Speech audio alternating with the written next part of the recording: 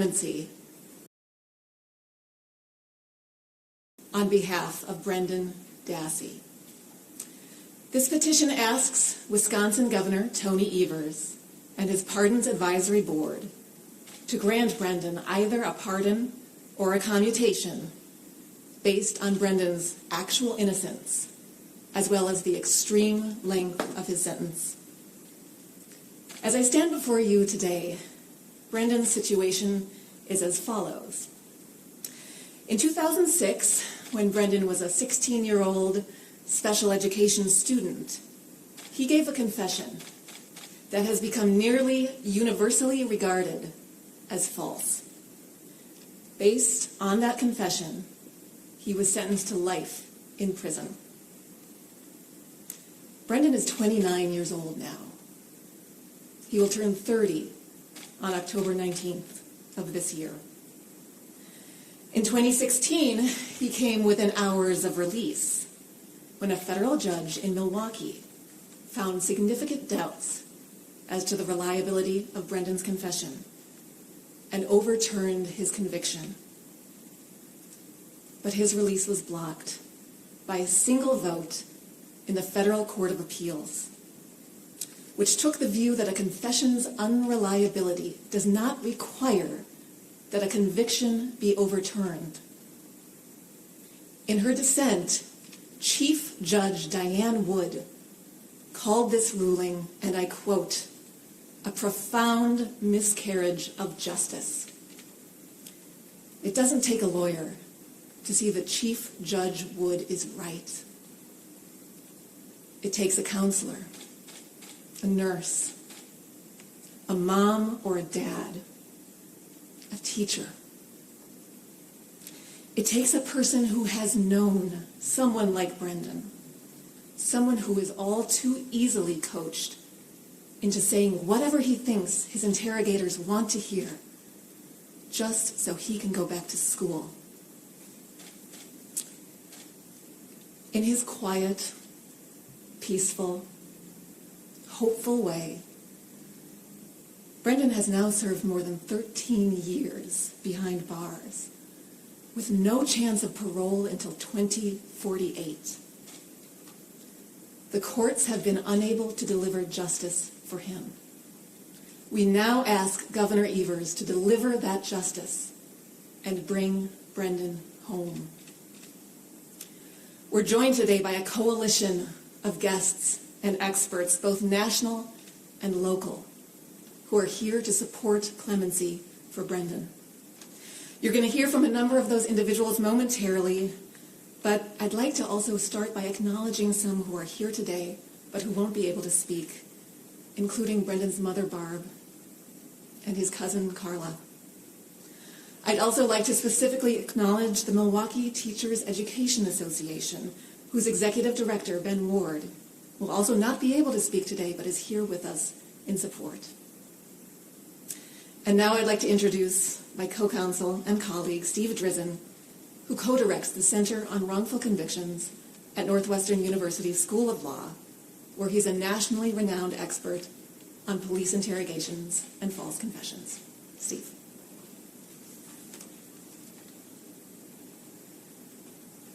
Thank you, Laura, and good morning, everybody. In October 2007, I was asked to represent Brendan Dassey on appeal. Before agreeing to take his case, I sat and I watched and listened to his interrogations. I was pretty sure what I wanted to do, but I needed a gut check. And so I gave the recordings to a student in my class, one who knew little about interrogations or confessions. That student was Laura Nyrider. And after she watched the recordings and we talked, we both knew what we had to do. We had to fight for Brendan Dassey's freedom. That fight continues today. What did we see on the confession tapes? We saw evidence of police coercion. While coercion today is more subtle than beating a suspect with a rubber hose, there wasn't anything subtle about the way the investigators broke Brendan's will. They used standard psychological tactics I've seen over and over again In 25 years of watching confession tapes, tactics which can be toxic and can produce false confessions, especially when applied to the young and vulnerable suspects like Brendan. From the first interrogation through the last, these investigators told Brendan they were not cops. They were more like father figures or friends. They threatened him by telling him that the district attorney, his office, is ready to charge you with the crime or the cover-up of that crime. They pounded him with a steady drumbeat of promises of leniency, saying he had nothing to worry about. Everything was going to be okay. It was going to be all right. They'd stand by him. They'd be in his corner. They'd go to bat for him. They weren't going to leave him high and dry. They lied over and over again about evidence, telling Brendan they already knew what happened, when in fact they didn't. And one detective kept touching him, patting his knee gently at first, and then harder as the interrogation went on. Not only did we see this coercion, but on the recordings we saw direct proof of how these tactics landed on Brendan Dassey. He actually believed that he would be set free if he just told police what they wanted to hear.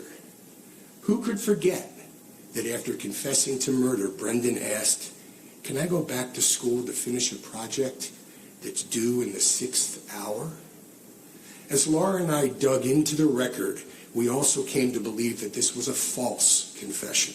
Not a single piece of evidence tied Brendan to this crime. No DNA, no blood, no hair, no fingerprints. Nothing. Not in the RAV4, not in the trailer, not in the garage, not in the bird pit. Nowhere.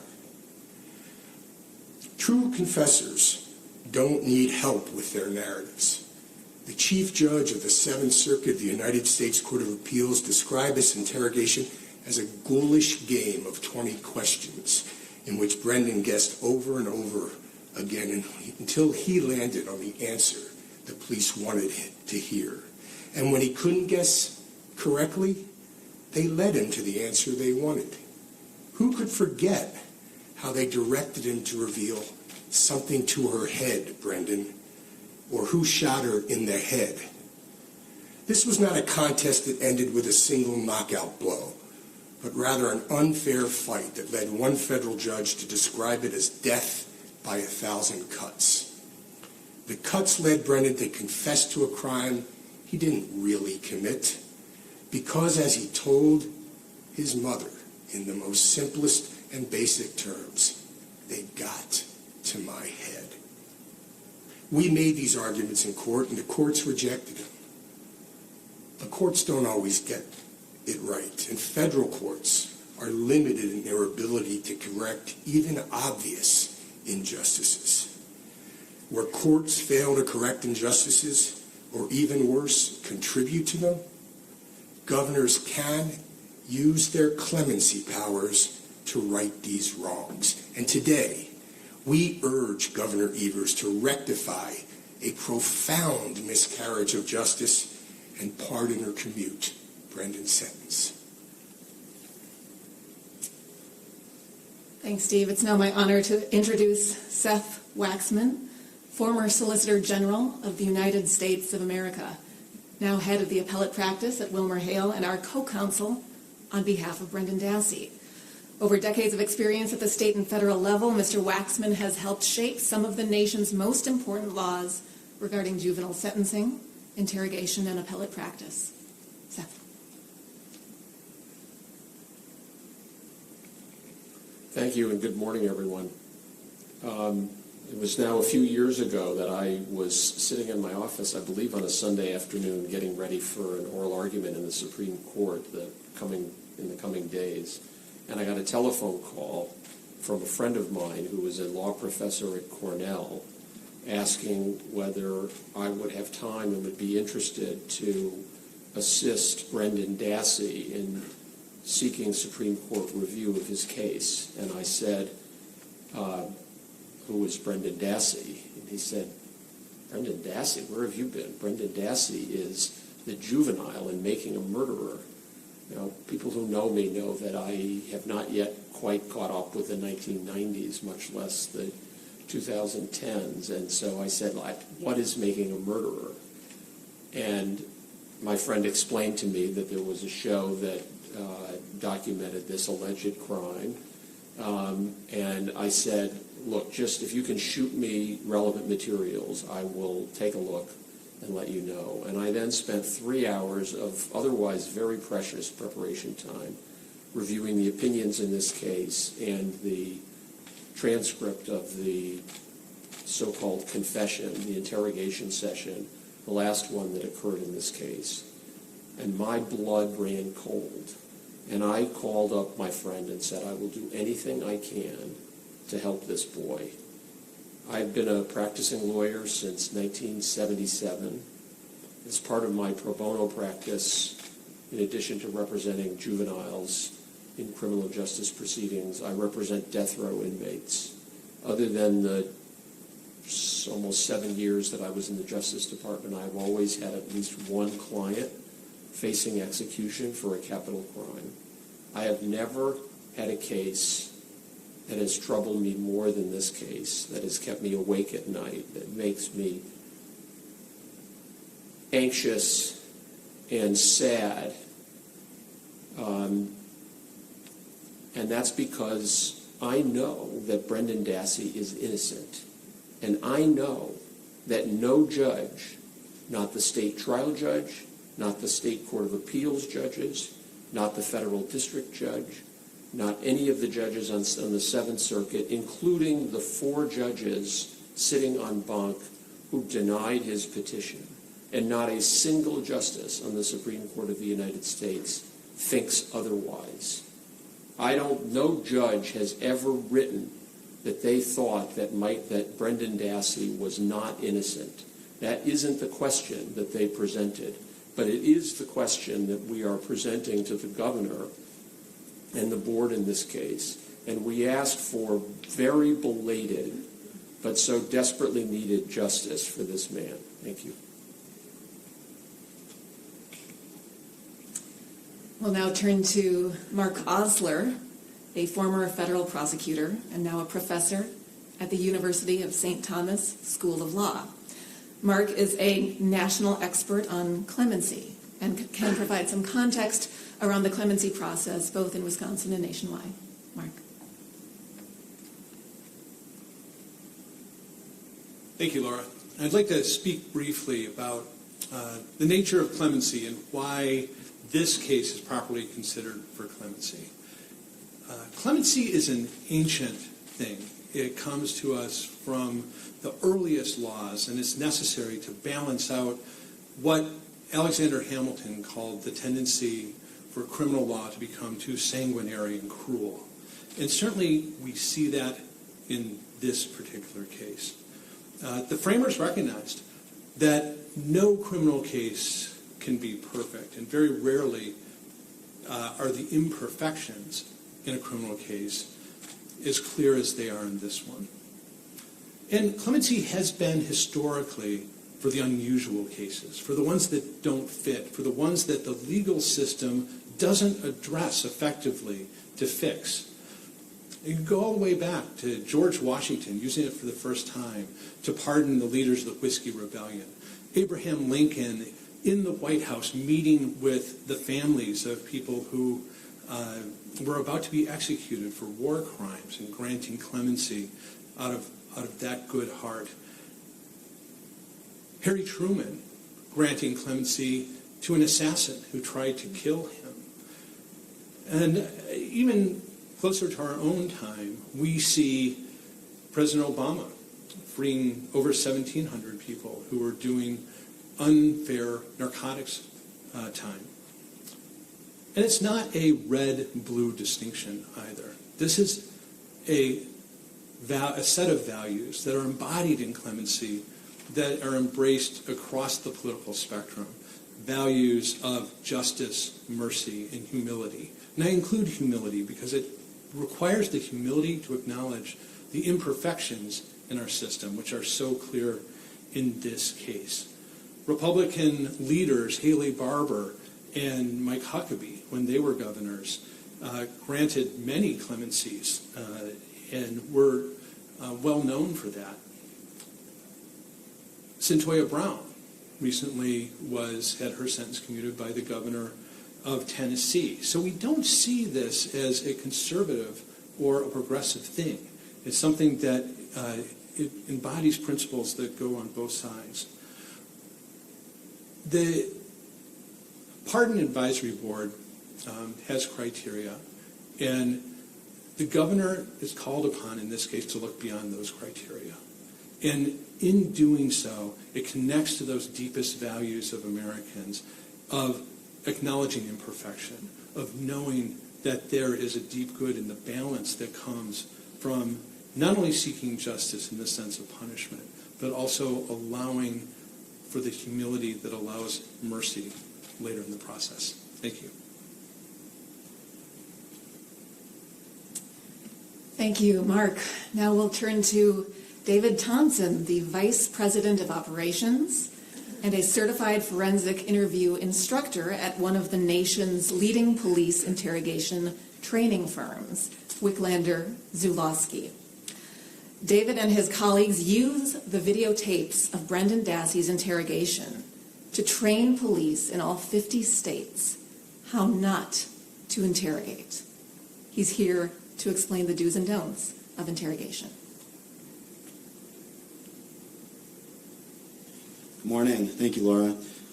As Laura mentioned, I represent an organization comprised of certified forensic interviewers that have the opportunity to train thousands of law enforcement investigators across the nation and across the globe on ethical, non-confrontational interview techniques. As an instructor, I'm here today to continue to create awareness and educate those that are in decision-making positions on what happened during the interrogations of Brendan Dassey. I first became aware of Brendan's case, like many people, by watching a documentary. And like most people, I was immediately frustrated and angry at the tactics used in Brendan's interrogation, and disappointed that our justice system accepted such a confession. As leaders in our industry, we discussed that if we say nothing, if we do nothing about this confession, it's just as good as accepting and condoning the techniques that are used. We realized that when you have the opportunity to make a difference, you take it. And we did. Since first becoming aware of the interrogation tapes, we've used Brendan's examples in front of thousands of investigative professionals across the globe as the prototype for how not to interrogate a vulnerable subject.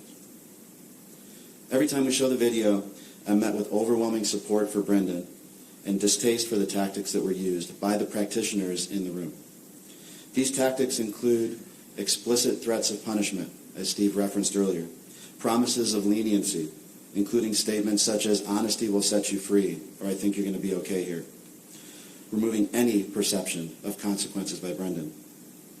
They also include the lack of counsel or representation for a vulnerable subject like Brendan, especially risky over the course of multiple hours of an interrogation in the interrogation room alone. Lastly, and most troubling, is the fact-feeding of information to Brendan about the details of the crime, resulting in a confused, contaminated, inaccurate confession. Nothing is more heartbreaking to me than hearing from Brendan himself immediately after the investigators leave the room, where he begins to recant his confession. And as Steve mentioned earlier, in Brendan's own words, "They got to my head." I'm here today to state that the combination of explicit promises, suggestions of leniency, the false evidence ploy, the removal of consequences, and fact-feeding a vulnerable subject like Brendan are the recipe for a false confession, and one that we should have no confidence in whatsoever. Thank you. Next, we have Dr. Sally Miles, a Madison-based speech-language pathologist who works closely with children who, like Brendan, have speech impairments. Dr. Miles will speak to Brendan's difficulty processing and understanding spoken words and how this impairment could have led to a false confession.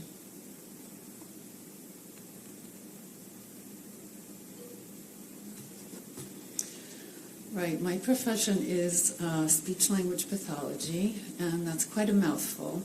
That involves research, evaluation, and treatment of communication disorders. I've worked with children with speech and language disorders for over 30 years.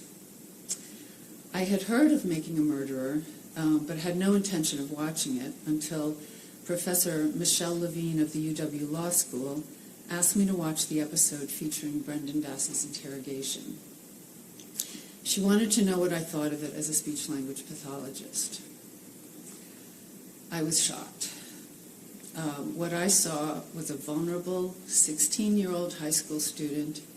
He appeared to be struggling to understand the officers, and his own language expression was like that of a much younger child.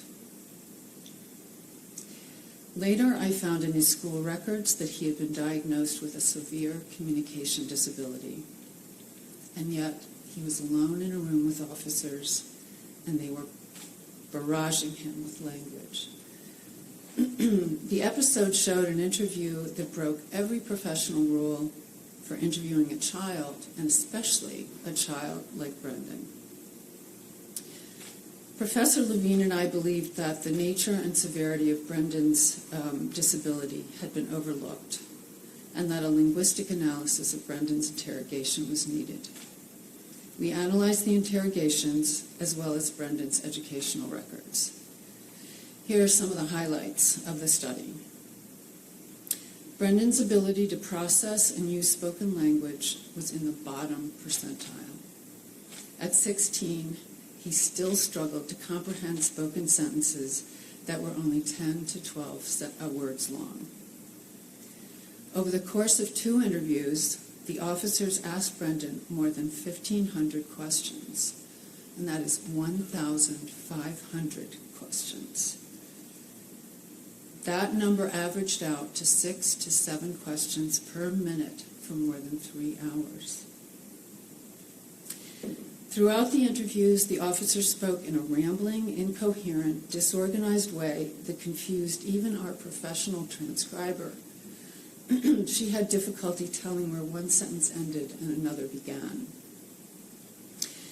We concluded that Brendan would have been cognitively overwhelmed by this extraordinary amount and quality of language, and he would have said anything to bring questioning to an end.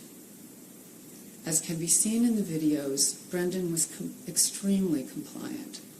He acquiesced to almost everything the policeman said.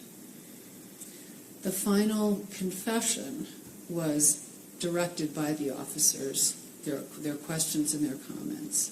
It simply could not be considered to have originated with Brendan. Thank you. Thank you so much, Dr. Miles. Now we'll turn to Jean Bishop, a nationally renowned victims' rights advocate, restorative justice expert, and defense attorney. Following the murders of Jean's sister, Nancy, along with Nancy's husband and their unborn child in 1990, Jean has become an advocate for restorative justice and victims' rights. She's here to reflect on our shared commitment to justice. Jean. Thank you. Good morning, everyone. This case was born in tragedy, the murder of an innocent woman, Teresa Halbach, who was the exact same age as my sister Nancy when she was murdered. And so I know the pain of losing someone so dear, so young.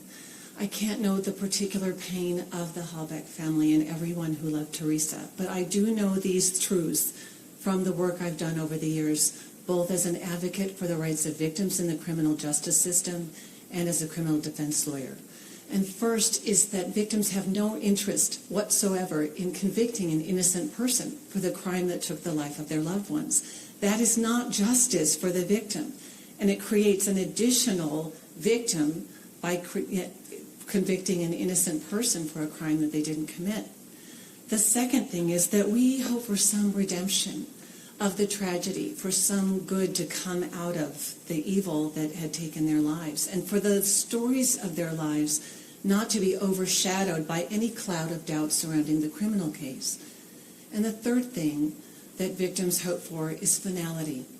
In another high-profile case, the Boston Marathon bombing, the youngest of the 3 victims in that case was an 8-year-old boy named Martin Richards, and the government sought the death penalty in the case against Martin's killer. And the family of Martin Richards released a statement saying, "We don't want the death penalty because we don't want this case to go on and to have us keep reliving the worst moment in our lives." Executive clemency provides an elegant solution to this problem.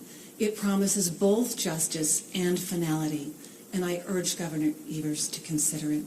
Thank you.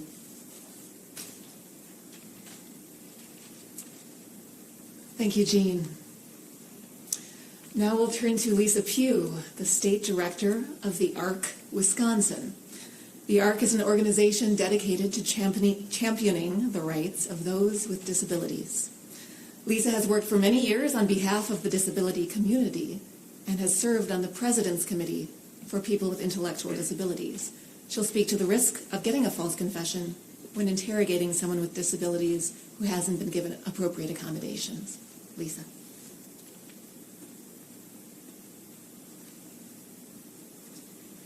Good morning. I'm Lisa Pugh, the State Director of the ARC Wisconsin. The ARC Wisconsin advocates for and provides services to people with intellectual and developmental disabilities, or IDD, across our state. The ARC is the nation's largest civil rights organization for people with intellectual and developmental disabilities and their families. Brendan Dassey has been in prison for over a decade because of an unreliable confession that was impacted significantly by his disability. Sadly, our prisons and jails hold too many people with intellectual disabilities who are robbed of fair treatment within the justice system. Since Brendan Dassey was convicted, there has been a significant growth of knowledge and understanding of how certain individuals, including those with IDD, can be more susceptible to authority figures, coercion, and misleading tactics. Police officers, investigators, attorneys, correctional officers, and others are not adequately trained to identify people who may have intellectual and developmental disabilities or how to accommodate their needs. The lack of understanding and failure to provide accommodations all too frequently leads to tragic results.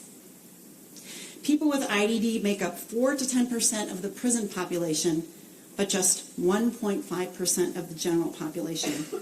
Some are incarcerated because, like Brendan Dassey, they were coerced into giving confessions, and many do not receive the accommodations to which they are entitled, putting them at greater risk. Brendan Dassey and others with disabilities have the right to justice and fair treatment in all areas of the criminal justice system and must be afforded the supports and accommodations required to make justice and fair treatment a reality. This did not happen in Brendan Dassey's case, and we call on Governor Evers to consider this when reviewing this clemency petition. Thank you.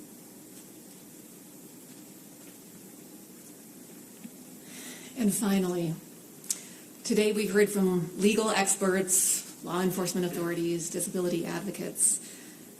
We've heard a host of reasons why clemency is appropriate in this case.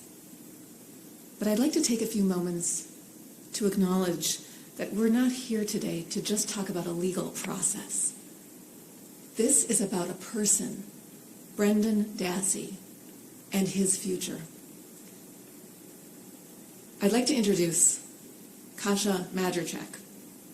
Kasia is a licensed clinical social worker who for 3 years has worked closely with Brendan.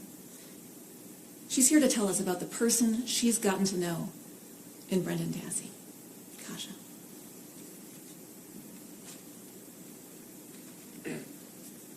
Good morning. I'm a licensed clinical social worker who works with clients at the Center of Wrongful Convictions at Northwestern School of Law.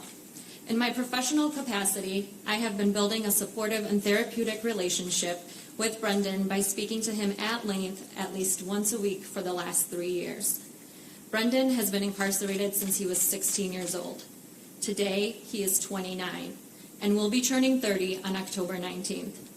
Let me tell you about the man that I have gotten to know.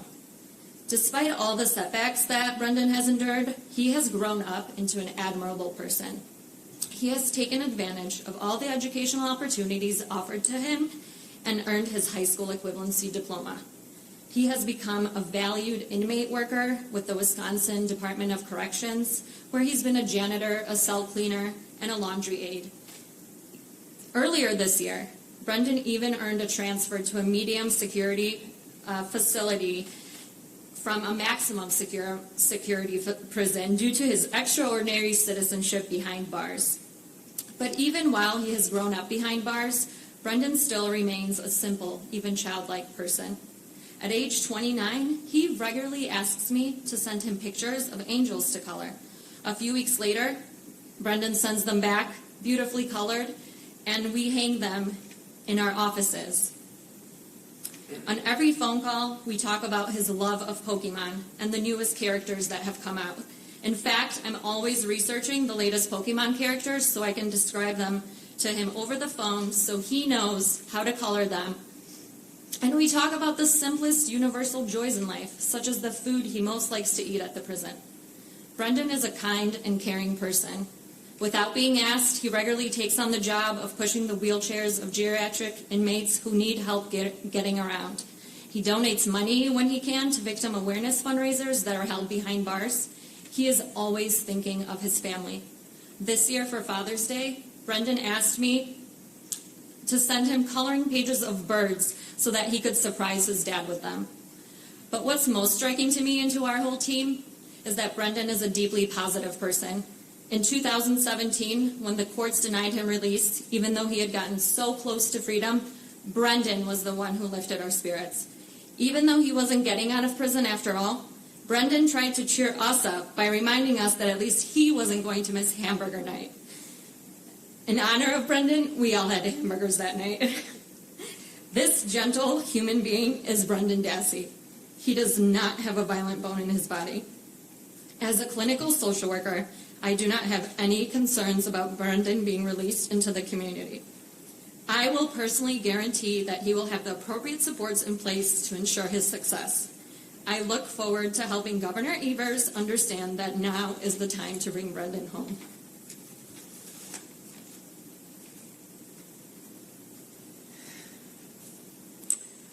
Thank you, Kasia.